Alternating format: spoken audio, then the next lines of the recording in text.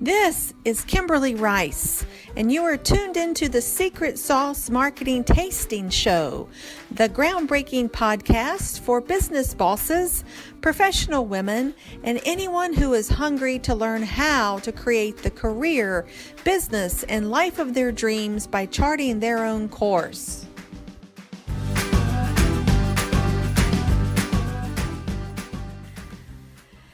Good morning, everyone. This is Kimberly Rice for another episode of Secret Sauce Marketing Tastings, KLA's ongoing podcast. We want to welcome everyone. Today, I have the pleasure of welcoming my wonderful colleague and such close friend, Barbara Berman of BB's Clutter Solutions. And we're going to talk today about organization and productivity and how it can materially impact you building a prosperous business. So, Barbara, thank you so much for joining us today. Thank you, Kimberly. This is near and dear to my heart, and we'll have a lot of fun this morning. Yes, we will. So, first of all, Barbara, why don't you share with us a little bit about yourself and your background and the services that you provide? So, this is so far removed from what I'm doing now. I have a degree in social work and ended up working for about 25 years in corporate in all financial institutions like mortgage companies, banks, insurance companies.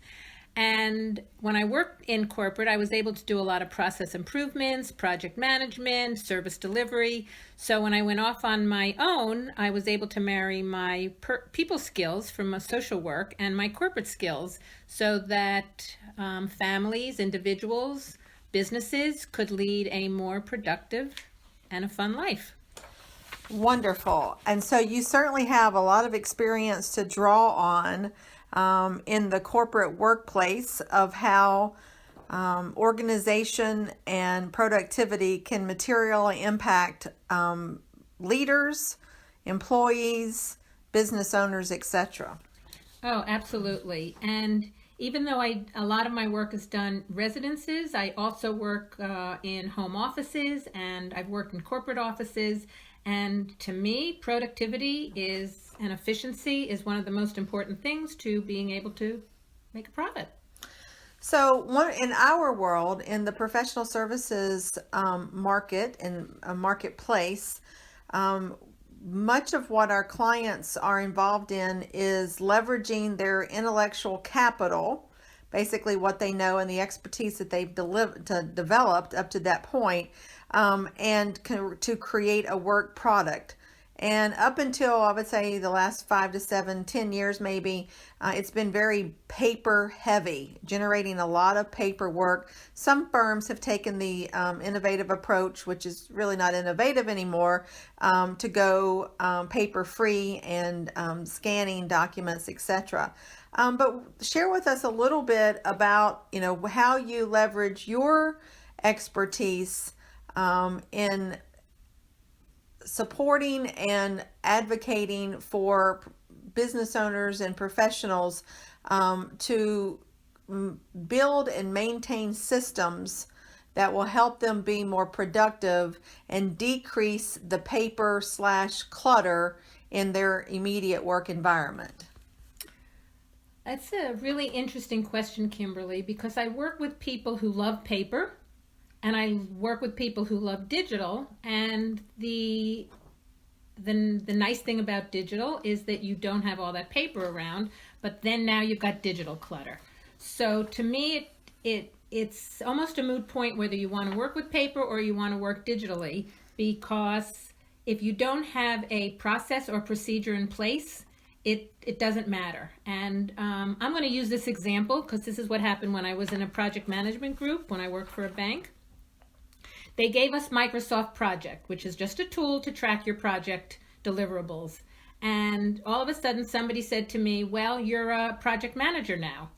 And I looked at them and I said, well, how can I be a project manager? This is just a tool for me to keep track of the dates, but I have to have people working for me who don't report directly to me.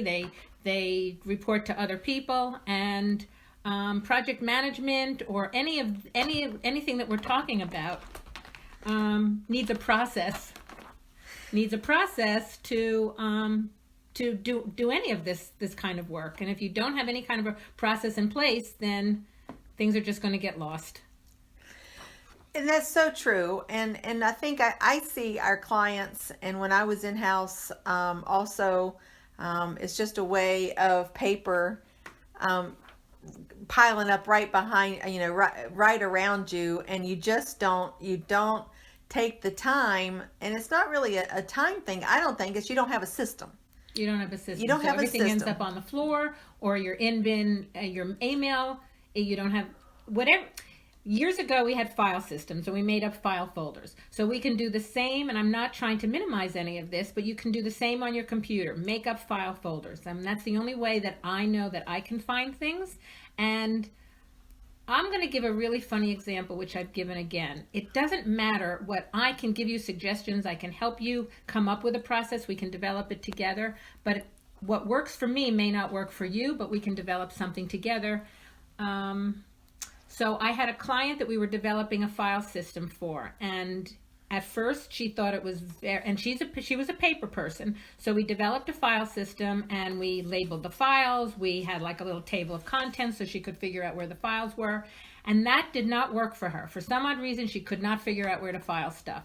So what we ended up doing is making chapters on the files, and the chapter head was in red and the files behind us were in blue, and that worked for her considerably. But the best part about this is that we had developed a system, and all we had to do was tweak it, because the needs either change or it doesn't work for you. But if you have nothing, everything's either going to stay in your in bin or it's going to stay on the floor. I see it to being debilitating, and I know that there's so much science behind what having clutter around does to us psychologically.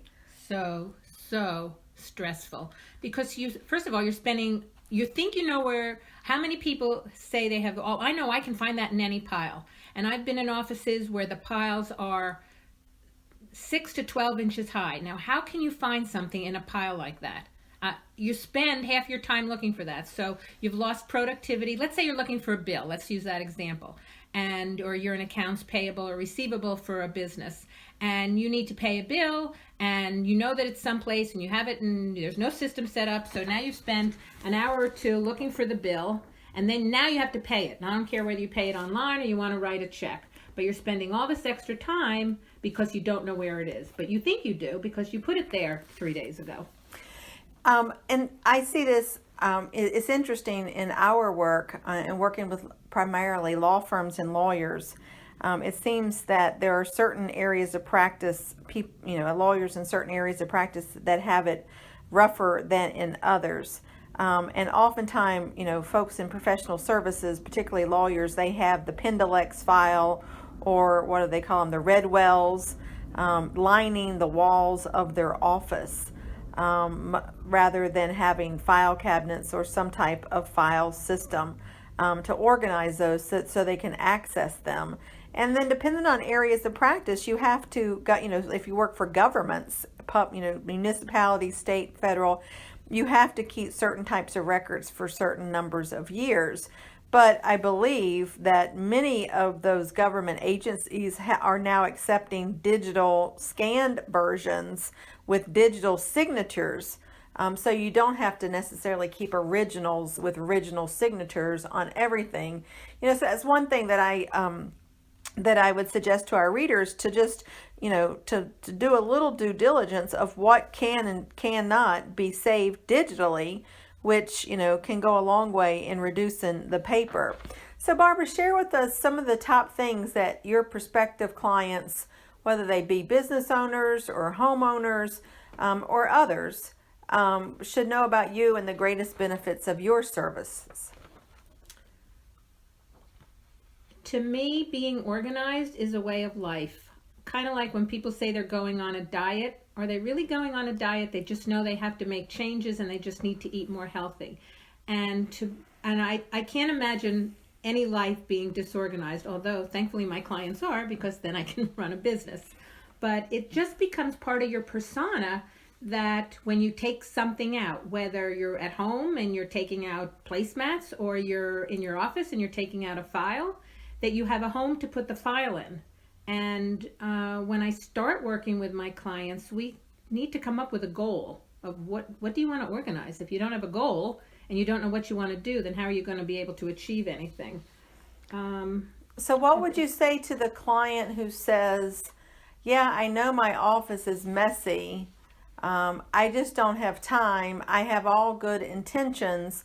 I may organize it, maybe once or twice a year, but with the pace of my business or practice, I just can't maintain it. And I say to them, we'll take lawyers. So you have clients that come in and you schedule the time with your client. They schedule the time to come into your office or a phone call. And my big thing is put on your calendar time to organize. And it doesn't have to be every week. If you did something 5 minutes at the end of the day, you'd be surprised that when you walk into your office the next morning, rather than searching and looking and tripping over files that you may have on the floor, you'll have a fairly clean work area to start working again. And everyone's busy, or everybody uses that adage, they're busy. But I think put 15 minutes on your calendar. As crazy as this sounds, get a kitchen timer, set it for 15 minutes, and you'll see how much can get accomplished in 15 minutes. And if you have some more time, do another 15 minutes. But at least you've set up a goal to do something for 15 minutes. You'd be very surprised how much can get done in 5 minutes up to 30 minutes, just to keep whatever organizational system you've got, maybe being able to maintain it.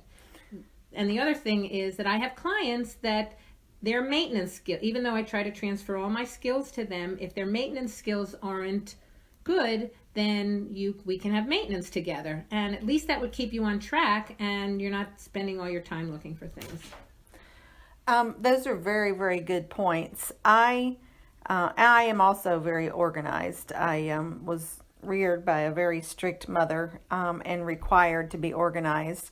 But I empathize with folks who that doesn't come naturally, or they were not conditioned to be so. But certainly working in and for law firms for decades now, it's scary, some of the situations that I have seen. And the boxes pile up, and then the boxes and the Pendilex files pile up on the file cabinets, and I mean, it's just a disaster. I mean, and even with off-site storage, that in itself has a system. If you want to recall a box for a case, there's a certain way you have to do that. Right. And so to me, it just seems like for productivity and maybe one less stress to maintain, since professional services providers have such a high level of stress, that to me it would be almost a mental health, you're being your own mental health advocate by developing some type of system. So share with us, Barbara, just a couple of things that, simple things that you impart to your clients at the beginning of a organizational project of, trying to make sense out of clutter, I guess. Well, one of the things I say to professionals, or I say to homeowners or people in transition, is we need to get rid of the shoulda, coulda, wouldas. And I'm just as guilty as I should be able to. I could have done that, any of that. And especially these, I should be able to organize. I should be able to maintain. And yeah, well, guess what? I should be able to remove a splinter from my finger. There are things that I can't do, I won't do, and I will hire a professional. How many of you out there you don't have time to mow your lawn? You have a landscaper. I have to go to a doctor. I can't diagnose myself. I have to use my attorney because I don't have that skill set. So I happen to bring a different skill set to the table, which is organization. And because to me, being organized, and what Kimberly said, it's, oh my God, it's self-care. Yeah, it really It's is. self-care. It becomes time management. Your time is so valuable. Even if you just want to sit on the couch and eat bonbons, that's your prerogative. But if you're running around your office crazy for 24 hours a day looking for something that you know you have but you can't find it, That you won't have any time to sit on the couch and eat bonbons. I wonder what bonbons really are. Anyway, so in your area of expertise, Barbara, what do you see on the horizon that might disrupt business as usual? I mean, what do you see people struggling with, or maybe more new innovative technologies or solutions? And I've mentioned this before. I don't think people they don't think the pain of organizing is that great. So for them, they'd rather put everything in a plastic bag and shove it into a closet if they're having clients into their offices, if they're having friends over for a party. And what happens is every time an event like this happens, more plastic bags end up in closets, and now you have no idea. I can share a story with you. It is a residential client. This was several years ago, and this was one of her children was christened. And when we were going through plastic bags and closets, we found well over $100 in checks and cash because she hadn't even opened up these cards. Wow. Didn't you say someone found a diamond ring? Yeah, I was just going to say, thank you for reminding me of that. So I have a client. We were cleaning out her file system and tweaking it. And there was something heavy in her file system. So I think, well, we're in an office, so maybe it's an eraser or one of those plastic pencil sharpeners. And I opened up this file folder, and it was her engagement ring that she thought she lost 8 years ago. That is craziness, isn't it? Wow. So you never know what you're going to find. So the other thing is, you can't just go through something and willy-nilly throw stuff out. I really advocate going through everything, because you don't know what you got stuck behind things. You know, that is so true. I don't feel like I have an organization problem, but I couldn't find my nail file that I knew that I had, and finally I just let it go, ordered a new nail file, and just yesterday I was going through a couple of things in my bathroom drawers, and all of a sudden there's the nail file. It just happened to be in the wrong drawer. It was in the drawer above the drawer that it should have been in. See? You know, sometimes though I see our clients, you know, they especially at the larger firms, they have multiple conference rooms. So clients would never really come to their offices. And I think that that's one reason why they don't feel more compelled to make any changes, is because, you know, it's just my work family seeing my office this way, which is horrendous. And so, you know, but to me, it goes back to mental health. It goes back to productivity. It goes back to just not having that constant sense of stress of, I don't know where this is. I hope I can find this. I personally just couldn't live that way. Well, the other thing is, if it is your office, and let's say the people outside your office see that you're disorganized, then they're going to think, well, if he or she can be disorganized, then why am I spending so much time being organized? So it may affect your productivity, and then the people that are outside your office or on another floor or anything like that. So like I said, to me, it is a way of life. And believe me, even though I'm an organizer, life happens. You know, there's deaths, there's sicknesses, there's all sorts of things going on in your life. But what makes the difference with me is when I can kind of get on top of life again, I have a system in place.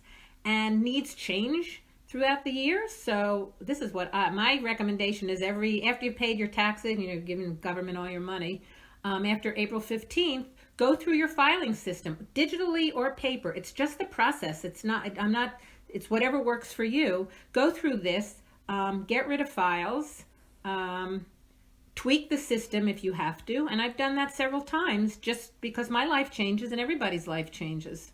One of the things that I would say about it, if the person in the office next to you's, you barely have a path to walk to their desk, the thought that comes to mind is, wow, if he or she can't keep her office organized, or has, difficult time producing documents or materials, would I really want to trust he or her with my clients?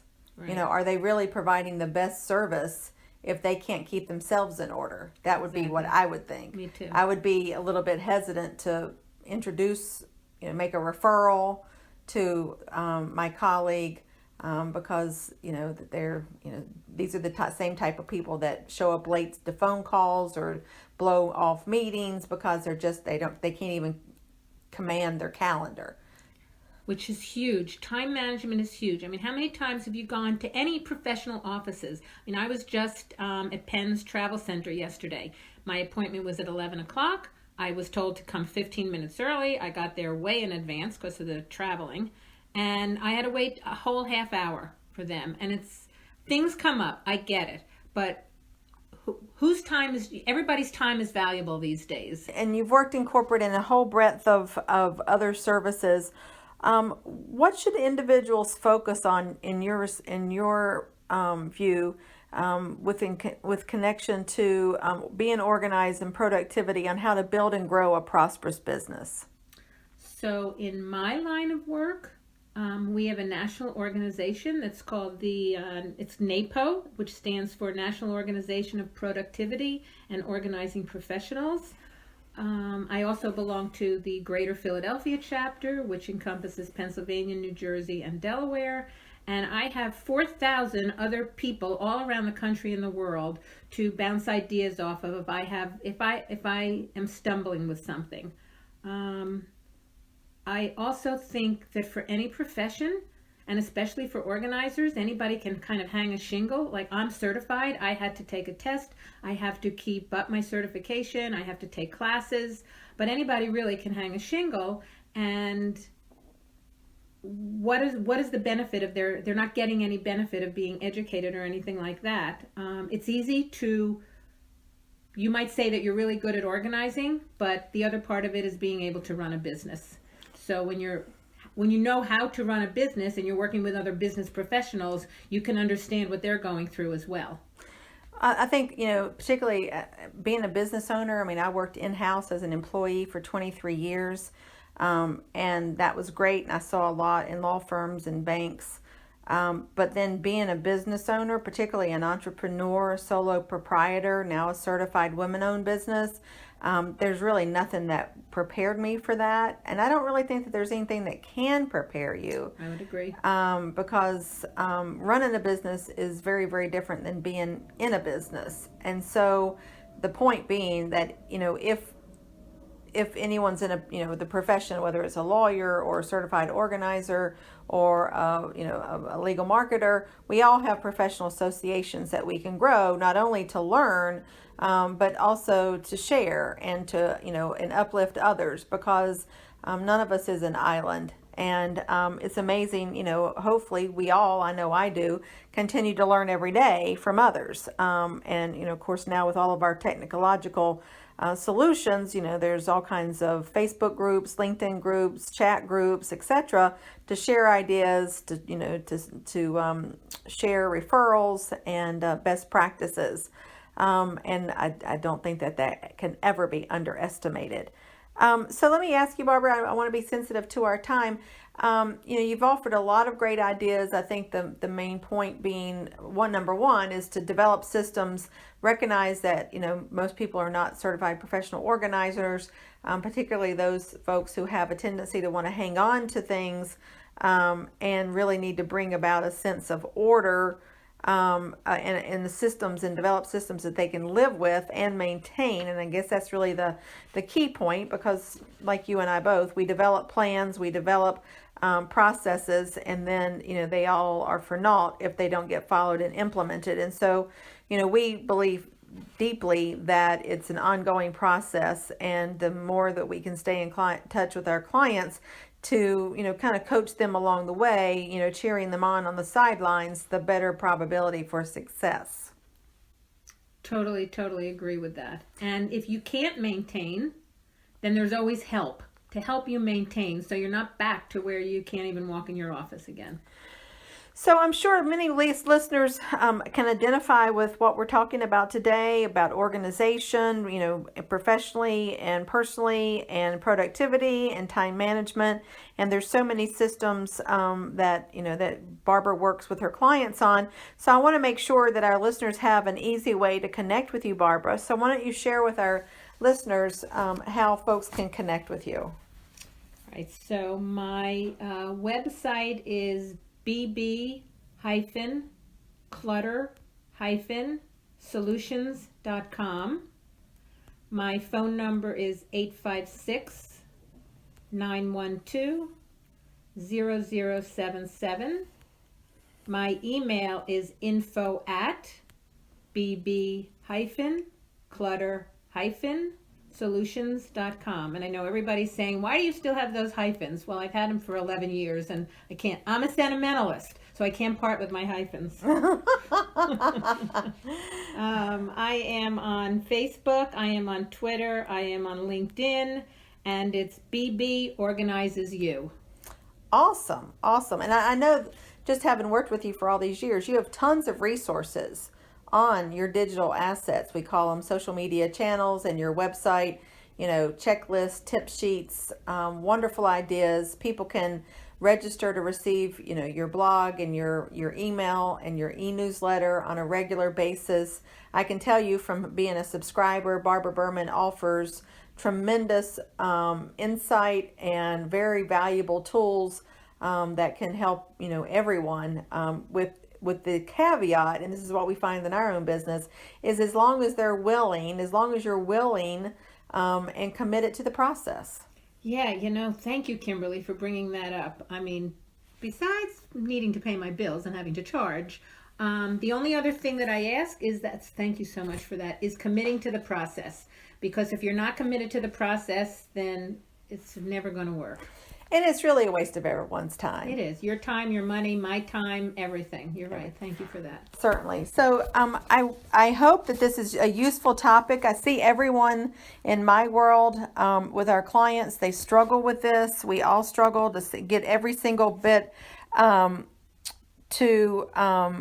every single minute out of a day, and we have limited time. We have 168 hours a week. I've always done those calculations with connection with time and organization. I heard something not long ago. We really can't manage time because it keeps moving on regardless. It's really priorities. And it's really kind of self-management. Time management is a funny thing. I mean, because you're not managing the time. Right. You're just trying to take advantage of it. And so I want people to keep that in mind. And so I thank everyone for listening. We hope that this is useful.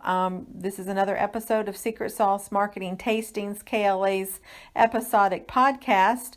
Certainly, you can access more of these podcasts. We've had some amazing discipline experts to have joined us as guests recently. So you can access those on our website at www.klamarketing.com.